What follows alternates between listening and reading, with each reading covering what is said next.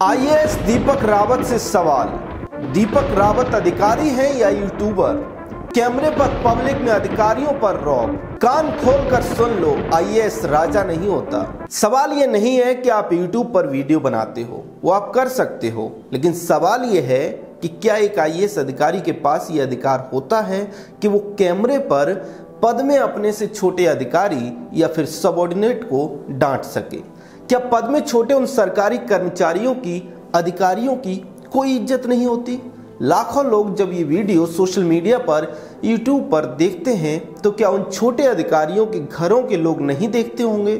क्या आईएएस अधिकारी को यह अधिकार होता है कि वो रेड डालते समय, निरीक्षण करते समय, जांच पड़ताल करते समय कैमरा लेकर अपने साथ चले? मेरा सवाल बहुत सीधा है कि क्या आईएएस दीपक रावत या फिर दूसरे आईएएस अधिकारी यूट्यूब पर वीडियो डालकर जो कर रहे हैं वो कानूनी तौर पर सही है? और अगर सही नहीं है तो फिर इसका उपाय क्या है? आइए विस्तार से समझते हैं कि कैसे आईएएस अधिकारी पद पर रहते हुए यूट्यूब के माध्यम से खुद को राजा दिखाने की कोशिशों में जुटे हैं।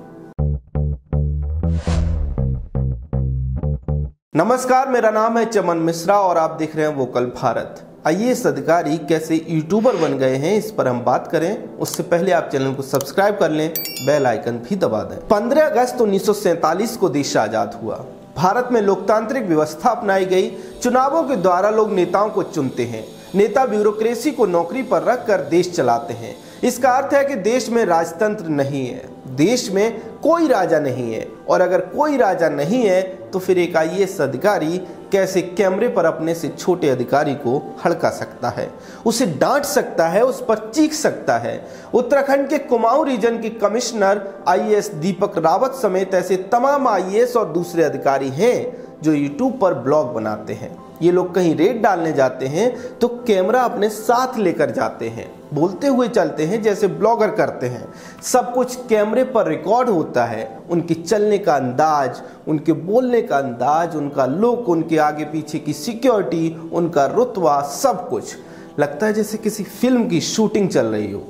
अगर रेड डालने वाली जगह पर या फिर निरीक्षण करने वाली जगह पर कुछ ऊपर नीचे मिलता है तो अपने से छोटे पद में जो भी अधिकारी या कर्मचारी या सबऑर्डिनेट वहां होता है उसे हड़का देते हैं।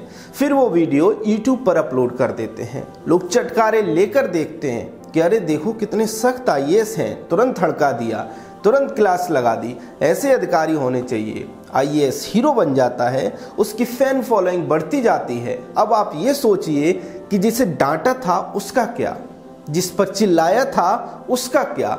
क्या उसकी कोई इज्जत नहीं है? वो भी सरकारी नौकरी कर रहा है, वो भी कोई एग्जाम पास करके आया है। वो आपसे पद में छोटा है, इसका मतलब ये नहीं है कि आप उसे कैमरे पर डांटें फिर वो वीडियो यूट्यूब पर डालें जिसे लाखों लोग देखें। आईएएस दीपक रावत के ऐसे तमाम वीडियो आपको उनके यूट्यूब चैनल पर मिल जाएंगे जिनमें वो किसी न किसी अधिकारी पर गर्म हो रहे हैं। अब आप समझिए, कैमरा लेकर आप अपने से छोटे अधिकारी पर गर्म हो रहे हैं। इसी तरह से आपसे बड़ा अधिकारी कैमरा लेकर आप पर गर्म हो जाए तब, आपको डांटने लगे तब, और वो भी आपको डांटते हुए वही वीडियो यूट्यूब पर भी डालने लगे तब। अगर यही सब करने लगे तो फिर देश कैसे चलेगा? अब सवाल ये है कि आखिरकार ये आईएएस ऐसा कर कैसे पाते हैं कि सरकारी ड्यूटी पर जा रहे हैं, काम करने जा रहे हैं, रेड पर जा रहे हैं और साथ में कैमरा लेकर दबंग दबंग भी कर रहे हैं? तो देखिए, समस्या ये है कि सिविल सर्विस के अधिकारियों को जो नियम मानने होते हैं वो नियम 1965 में लिखे गए थे।